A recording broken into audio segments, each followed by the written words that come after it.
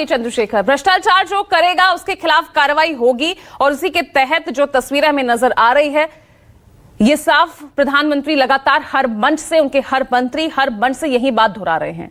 तो ये भ्रष्टाचार पर नैरेटिव सेट करना कि ये अत्याचार है विपक्ष पर, सफल हो पाएंगे आप?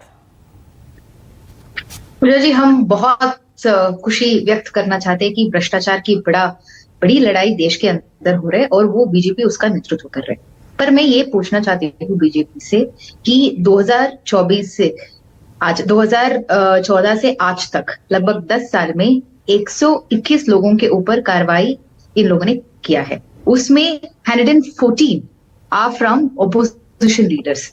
तो क्या है, तो इसमें कोई बीजेपी का लोग इन लोगों के नजर में नहीं आए, या जो लोग बीजेपी में आ गए तो वो लोग गंगा पानी में बहकर एकदम साफ सुथरा निकल के आए कि उन लोगों के ऊपर सारा आरोप मुक्त हो गए। मैं ये पूछना चाहती हूँ, शुभेंदु अधिकारी हो गई या मुकुल रॉय हो गए या हेमंत बिस्वा शर्मा हो गए, इन लोगों के ऊपर जो आरोप है तो इसका असर क्या है? अभी ये कौन से स्टेट पर है? अभी इन लोगों के ऊपर क्या आप केसेस का फाइनल स्टेज क्या है? तो फिर ना सीबीआई ना ईडी इसके ऊपर क्यों चर्चा कर रहे हैं? आप नए नए लोगों को लेके आ रहे हैं भ्रष्टाचार के अंदर। हम बहुत इसके लिए आपको प्रशंसा व्यक्त करते हैं, पर आप ये भी देख लीजिए कि जो आपके पार्टी के अंदर जो लोग आ चुके हैं तो उन लोगों का हालचाल क्या है? उन लोगों के पास ईडी और सीबीआई क्यों नहीं जा रहे?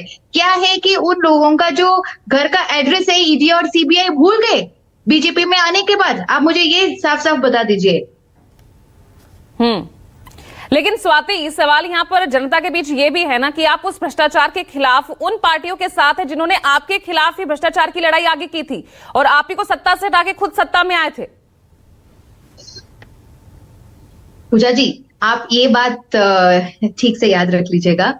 अभी खास करके जो कविता ने बयान दिए हैं कि अरविंद केजरीवाल के ऊपर उन्होंने कुछ आरोप लगाया है। अगर अरविंद केजरीवाल जी ने मोदी जी के ऊपर आरोप लगाया और अमित शाह जी के ऊपर आरोप लगाया, कह दिया कि इन्होंने मुझे पैसे दिए हैं, अरे आप ही सीबीआई और ईडी उनके भी जांच अरविंद केजरीवाल अन्ना आंदोलन के समय, इंडिया अगेंस्ट करप्शन मूवमेंट के टाइम आपकी पार्टी आरजेडी लालू यादव बकायदा नाम लेकर इंट्रोगेशन चल रहे हैं, जब तक जांच चल रहे है, आप किसी चीज को अंत तक क्यों लेके जा रहे हैं?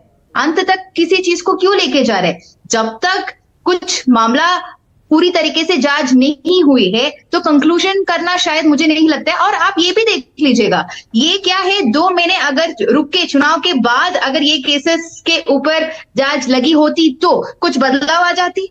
नहीं ना, ये चुनाव के समय पे क्यों हो रहा है? हमारा प्रश्न तो सिर्फ ये है कि ये चुनाव के समय पे क्यों हो रहे हैं? अरेस्ट चुनाव के समय पे क्यों हो रहे हैं? अरेस्ट, ये जो केस जो कविता के ऊपर थी, ये तेलंगाना के चुनाव से पहले भी थी।